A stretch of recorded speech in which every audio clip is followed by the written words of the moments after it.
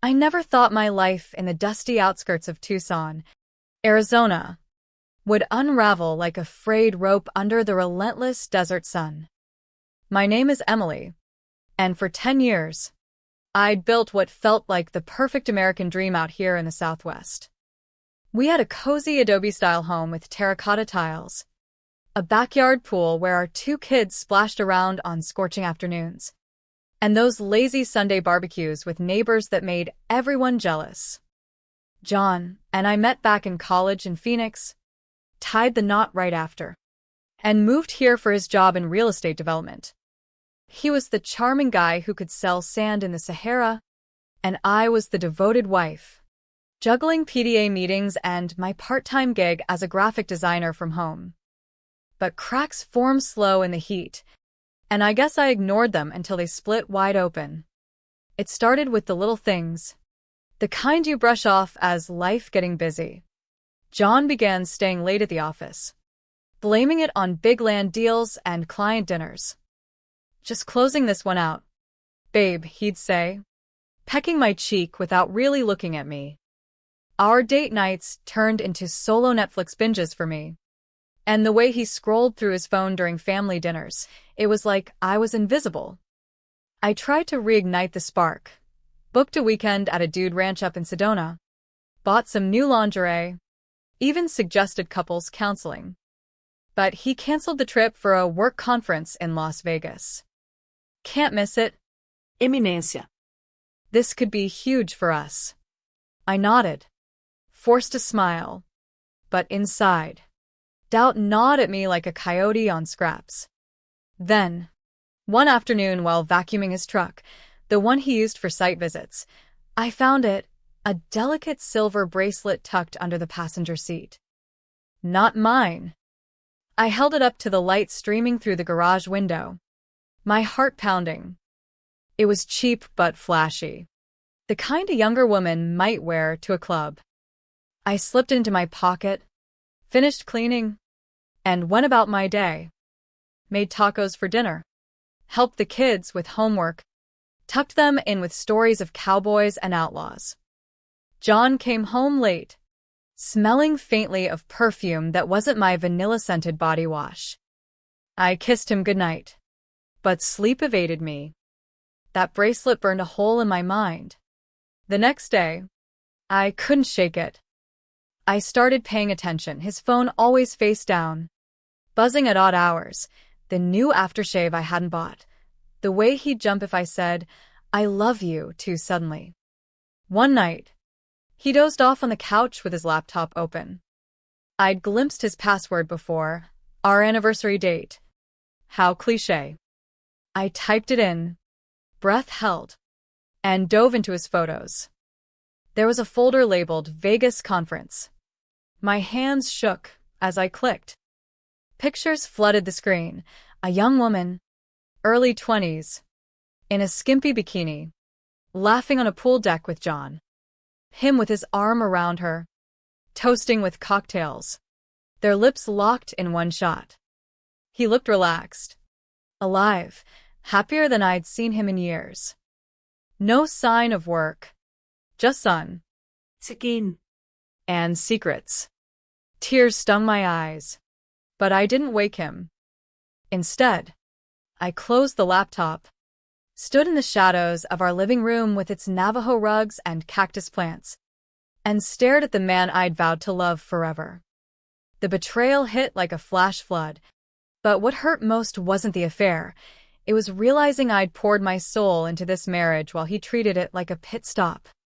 I'd given up a full-time career to raise our family, supported his ambitions, even moved to this isolated spot for his promotions. And for what? To be replaced?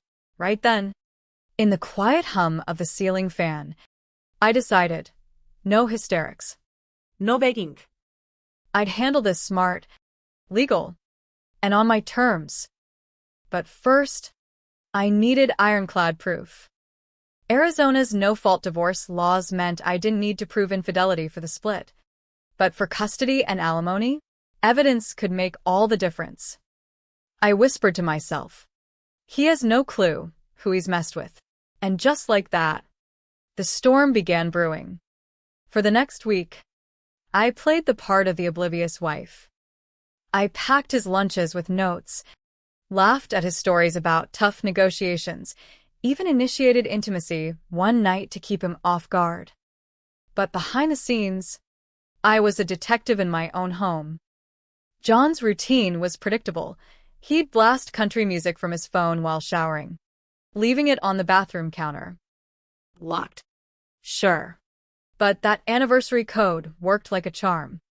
One evening, as Garth Brooks wailed from the speakers, I unlocked it and scrolled through texts.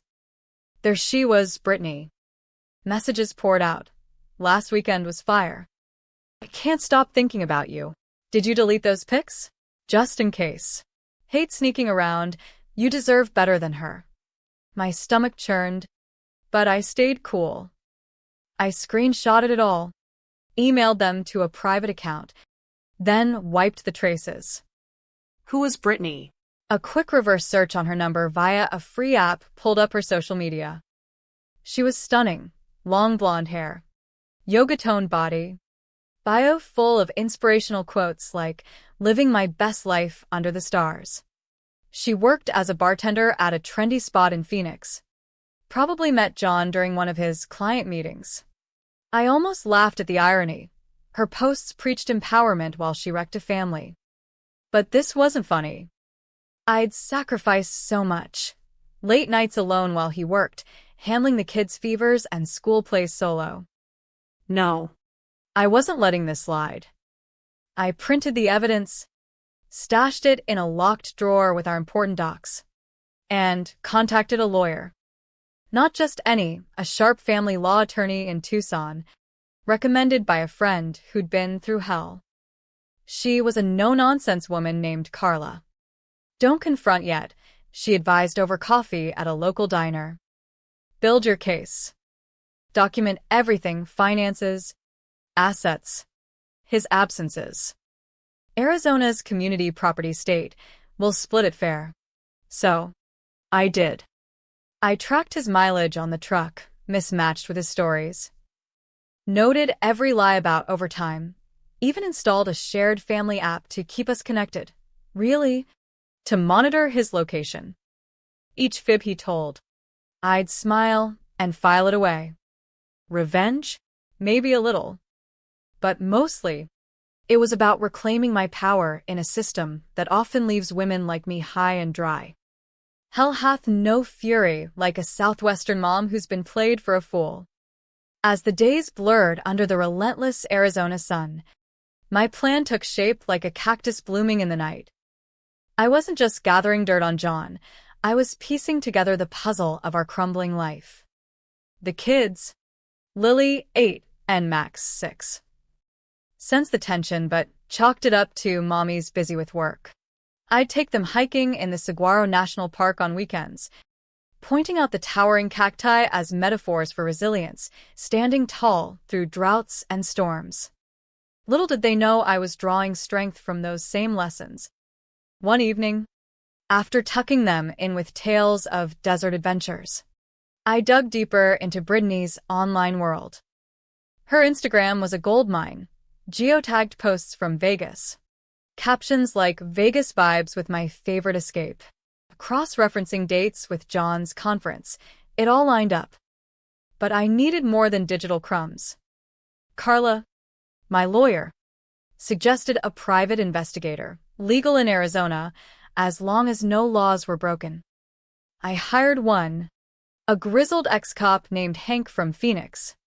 For a reasonable fee, he tailed John discreetly. Reports came in via encrypted email, lunches with Brittany at hole-in-the-wall Takarius, stolen kisses in parking lots, even a motel rendezvous on the edge of town. Photos attached, crisp, undeniable. You got a solid case for emotional distress if we push for spousal support, Carla said during our next meeting at her office, overlooking the Catalina Mountains. But I craved confrontation, not just courtroom wins. I wanted Brittany to see the human cost. So, I created an anonymous email and messaged her, I know about you and John. Meet me at Rusty's Diner in Tucson. Friday at noon. Come alone if you value your peace. She replied almost instantly. Who the hell is this? I ignored it. Friday rolled around. The diner buzzing with locals chowing on burgers and fries under neon signs. I arrived early, nursing a soda in a back booth.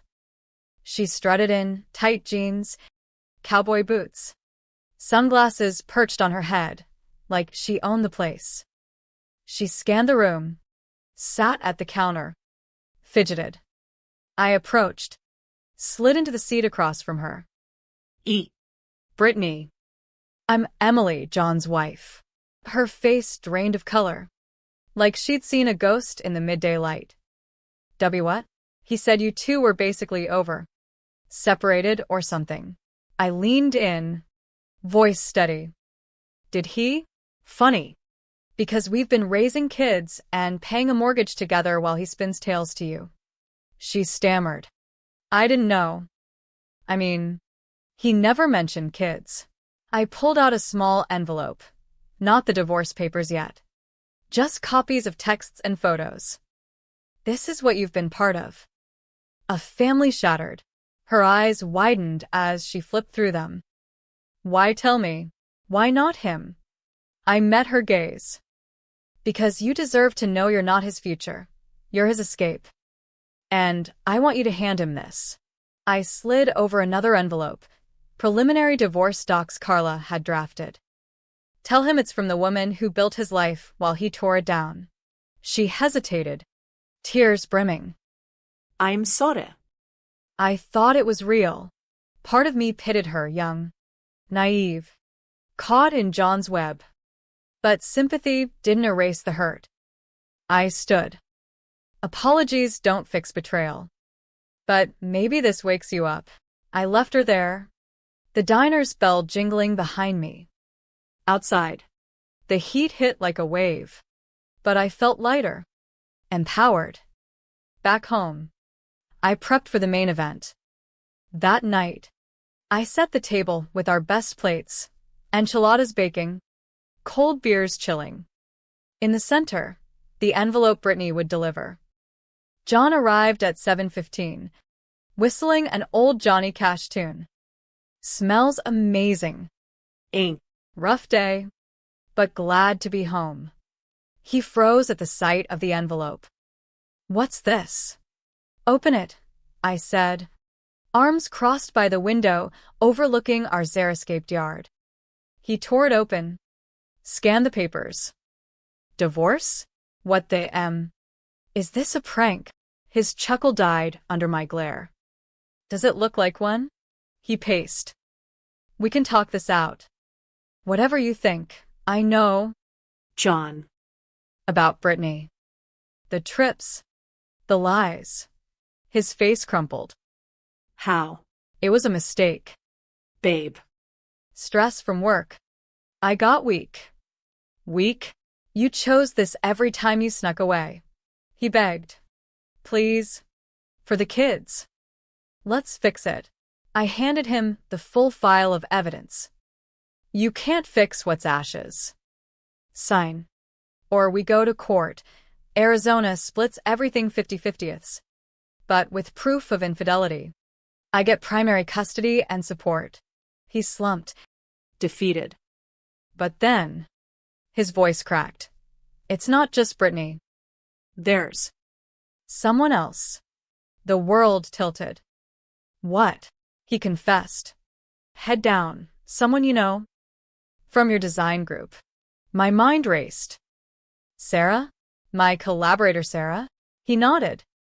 Sarah, the one who designed our holiday cards, joined us for 4th of July fireworks. Listened to my rants about mom life. How long? A few months. It didn't mean stop.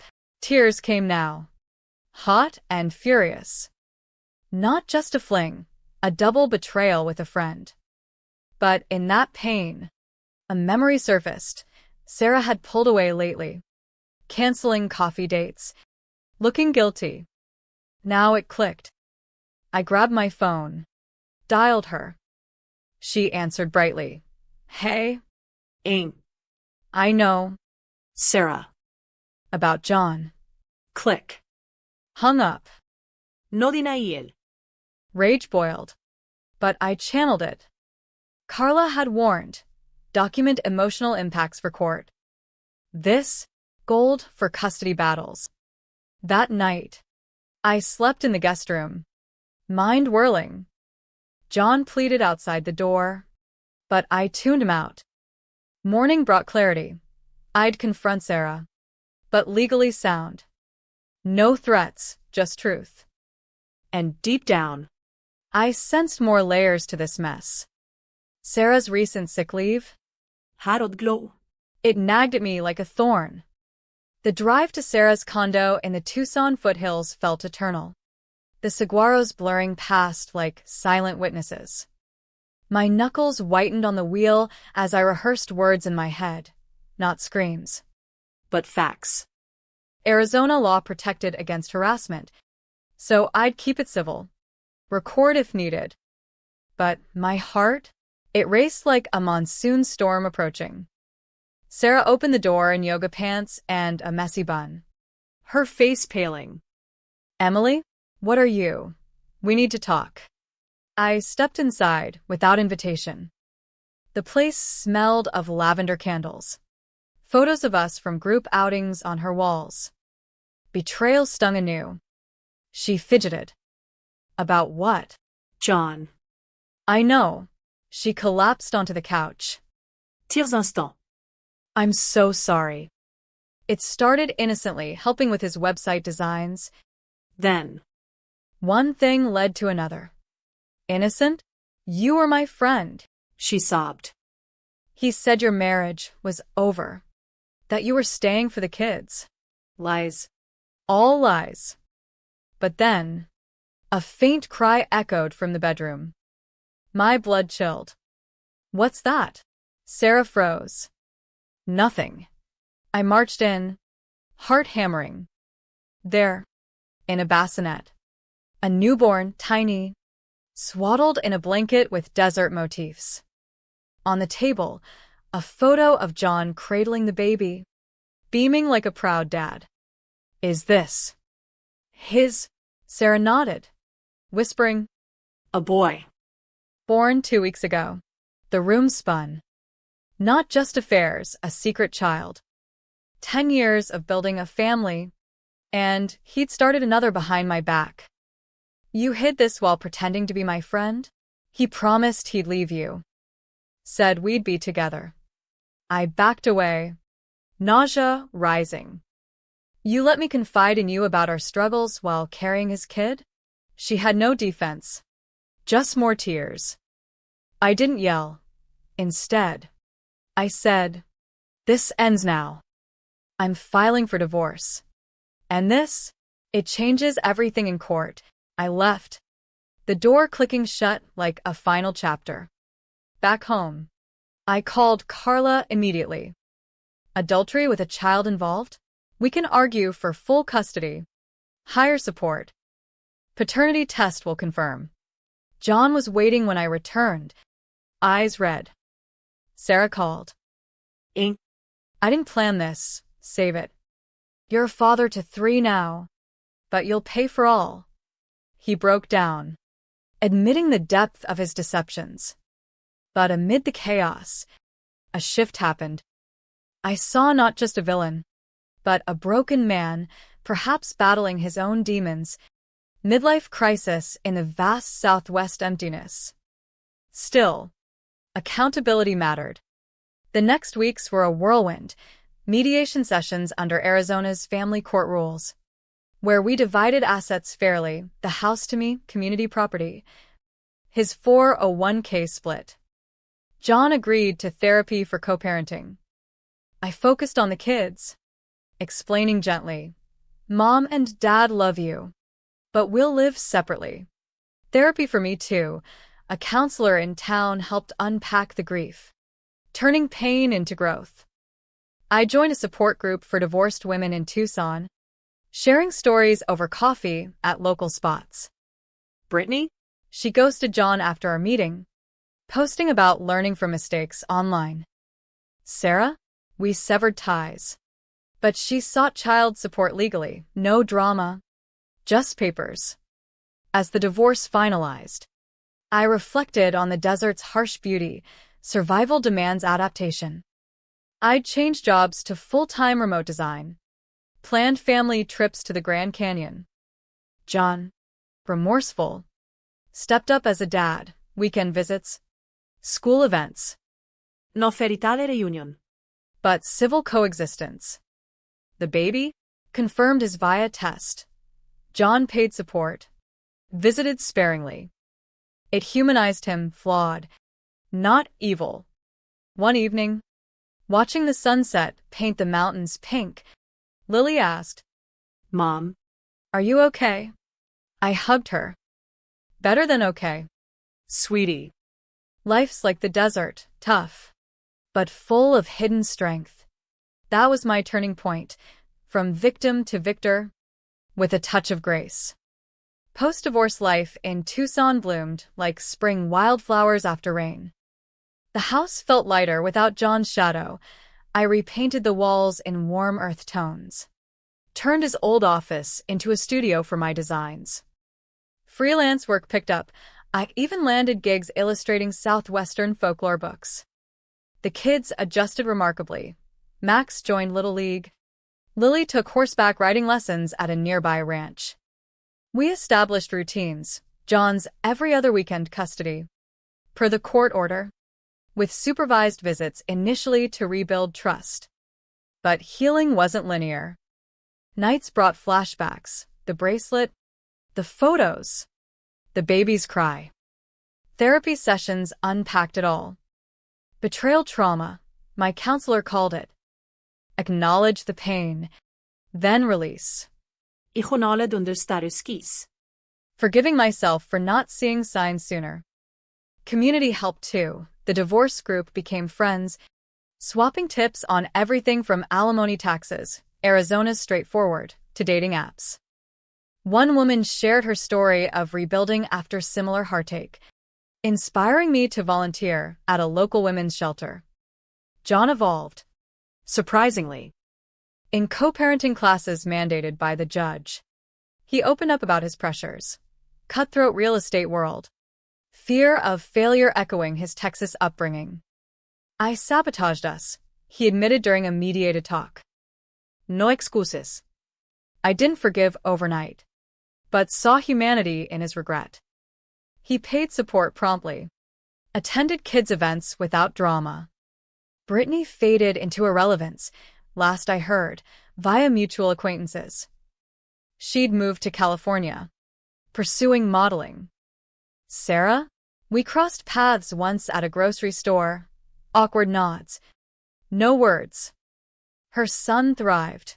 John balanced fatherhood, learning from mistakes. Creativity became my outlet. I started a blog, Desert Rebirth, stories of strength after storm. Posts about resilience drew readers, even a small following. One entry detailed the affair's discovery, anonymized. Emphasizing legal prep, consult a lawyer early. Knowledge is power in community property states. It went viral locally, leading to speaking gigs at community centers. Empowerment rippled. A reader messaged, "Your story gave me courage to leave my toxic marriage." As months passed, a gentle lesson emerged. Betrayal doesn't define us, response does. I dated casually, a kind teacher from the kids' school. Picnics at Sabino Canyon. No rush, self-love first. John remarried eventually? Rumors said no. He focused on therapy, becoming a better dad. Our interactions warmed, shared laughs at Lily's recital, coordinated holidays. Not reconciliation, But peace. one pivotal moment, the baby's first birthday. Sarah invited me indirectly via John. I declined, but sent a gift, a stuffed roadrunner, symbol of swift adaptation. Wish him well, I told John. It closed a wound, teaching compassion without compromise. In the Southwest's vastness, I learned space for growth exists amid pain. 2 years on, Tucson's sunrises greet me with promise. The divorce, once a chasm, bridged into a new landscape. I sold a house, too many memories, and bought a smaller ranch-style place near town, with a garden where poppies bloom defiantly. My design business thrives. I illustrated a bestseller on Arizona history, even taught workshops at the community college. The kids flourish. Lily's a budding artist. Max a soccer star. John and I co-parent seamlessly, shared Google Calendars. Amicable texts. He's changed, sober from his old ways. Volunteering at a men's accountability group. Reflecting. The affair shock taught a light lesson. Trust your gut, but extend grace where earned. Human error abounds. Forgiveness frees the forgiver. I don't hate John, Brittany, or Sarah. They were catalysts for my rebirth. Instead, gratitude fills me for resilience unearthed, bonds strengthened with kids, new horizons. One evening, stargazing with friends from the support group, I shared, life's like the Sonoran Desert, harsh trials yield beauty. They nodded. We'd all risen from ashes. My blog evolved into a podcast, interviewing survivors. Episodes stress legal savvy, know your rights, prenups, asset division. But heart matters most. Heal, then thrive. In this Western expanse, I've found peace, not in revenge, but redemption. If pain visits, remember, storms pass, revealing stronger selves. That's my story, not of loss, but legacy.